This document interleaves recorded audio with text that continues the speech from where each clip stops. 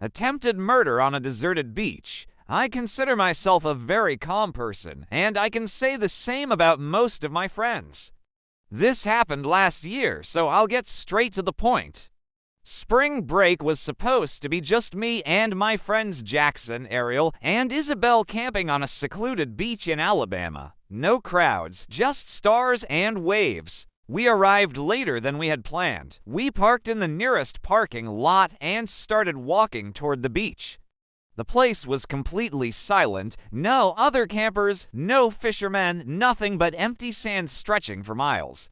According to Isabel, who was familiar with the area, locals sometimes used that part of the beach for night fishing, but that night it was empty. It wasn't completely dark yet, but the sun was beginning to set, so we had to set up camp quickly. Jackson and I started pitching the tents. Since I was driving, I had brought my dog Ben with me. He was a Doberman who loved the sand, so we all enjoyed watching him run and roll around. At one point, Ariel pointed to a car in the distance and said it had already passed twice. I looked over to see an old, beat-up four-wheel drive slowly making its way down the narrow road leading to the sand dunes. The access road was just a strip of compacted sand, wide enough for only one car. On one side was the beach where we were, and on the other side was a row of bushes. We couldn't see the main roads from where we were.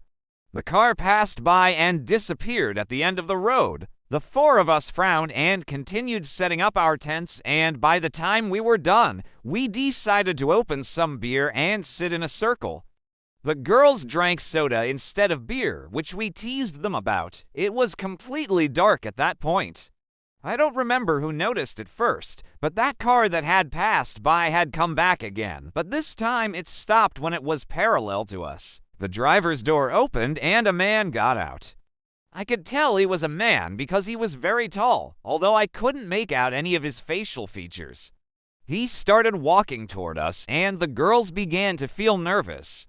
Jackson and I told the girls not to worry and got up to intercept the man before he could reach our campsite. Ben was already on high alert, so I asked him to come with us. As we got closer, I began to notice that he was walking strangely. There was a slight limp in his gait, and he almost stumbled several times. When we got close enough, Jackson said, "What's up, man?" Trying to keep things light, the man wasted no time.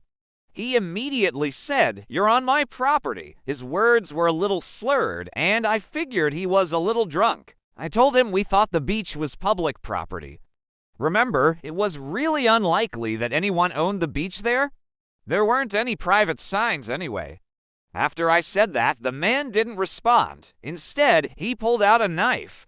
Ben began to growl in response to the man's body language, which should have scared the man, frankly, given how terrifying Dobermans look, but he didn't budge. Instead, he started running toward us with his knife extended. Ben lunged at him and jumped to attack his knife-wielding arm, causing him to fall to the ground. I screamed no at the top of my lungs because I didn't want my dog to be stabbed, but Ben somehow got the man to drop the knife.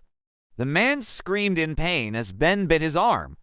I whispered for him to let go, and he listened to me. He ran back to my side, but kept his eyes on the man who was writhing in pain on the ground. Finally, the man got up and started running back to his car. Jackson and I ran back to the girls and told them everything. By the time we finished, the SUV had driven away. The girls wanted to pack up and put everything back in the car, but part of me was nervous about that plan. This guy was crazy. You never know what he might do, and I wasn't keen on walking in the dark with our hands full. But Isabel made a good point, saying he might come back with a gun or something. I asked Ariel to call the police and tell them where we were and what had happened. As soon as the police approached, the four of us started walking toward the parking lot with our stuff. Ben was on high alert, and I must admit that the only reason I felt even slightly safe was because he was there. I noticed lights up ahead near my car and felt relieved. The officer got out to take our statements, and I wasn't prepared for what happened next. He quickly pointed out that my tires had been slashed, and I was terrified to discover that they had. The officer drew his gun and asked me to open the car, which I did. He opened my trunk, but thank God it was a false alarm. The officer was kind enough to help me with my flat tires. Thank God we had Ben with us that night. That guy might have been a crazy drunk. It could have been a quadruple murder if he had gotten away with it. Finding a secluded, beautiful place to hang out is definitely wonderful, but it comes with its risks, of course.